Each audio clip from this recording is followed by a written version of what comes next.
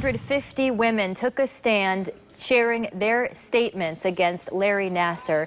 The former sports doctor will now spend 175 years in prison, or as long as he lives. And this morning we have a lawyer here in the studio who represented dozens of those women in their fight for justice. Stephen Drew is an attorney in Grand Rapids joining me now. Thank you for being here. Good morning, Teresa. I know you've been driving back and forth back and forth to Lansing area. So you represented roughly 80 of these women? 80, and we're going to amend the complaint to add some more, so it'll bring it over to 100 in the federal court case that is involving this case, Michigan State, the USAG, and the Twistars gym.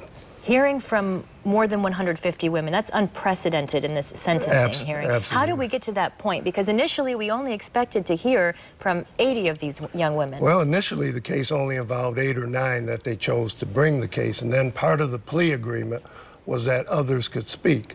And so a number of our clients wanted to speak. They needed to speak. And then it just grew, because it was only about probably 30 or 40, and then it grew to 80. And now look at what's happened. It's truly been a movement. How did that process unfold? What did you see change in your clients that gave them the courage to speak in court? It's been amazing. They've gained courage from the National Olympians. They've gained courage from Rachel Den Hollander. They've gained courage from Kaylee Lawrence, that just was 18 years old, that poured her heart out about a month ago. And then it just swelled. And you could see the power that it gave them to confront him and not just be anonymous. I'm not a Jane Doe anymore. This is me. You did this to me.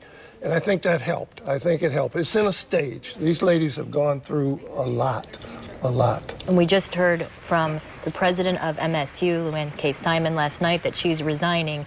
Do you think that we would see the beginning of this fallout if so many of these young women had not spoken in court? No.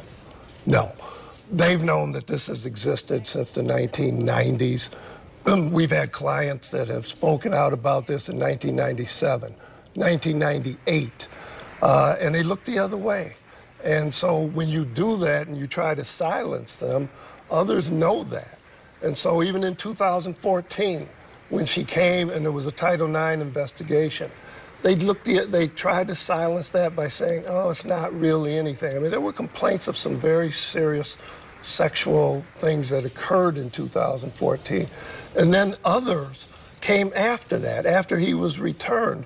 And so if you keep silencing them until somebody stops that silence in an institution that can do that, then you start having change. So we hope that this is the start of some change, some real change. Address these ladies, address the hurt and the pain that they have gone through over many, many years. And our clients range from Tiffany Thomas in 1998, and that's John Manley, the attorney we're working with in California, to recent ones that occurred after 2014 when he was returned after they knew about the complaints, and he did the same thing to these little girls. Well, they're not silent anymore. No, they're not. Stephen Drew, an attorney in Grand Rapids who represented about 80 of the young women that you heard from in court during Larry Nassar's sentencing hearing. Thank you. Thank you.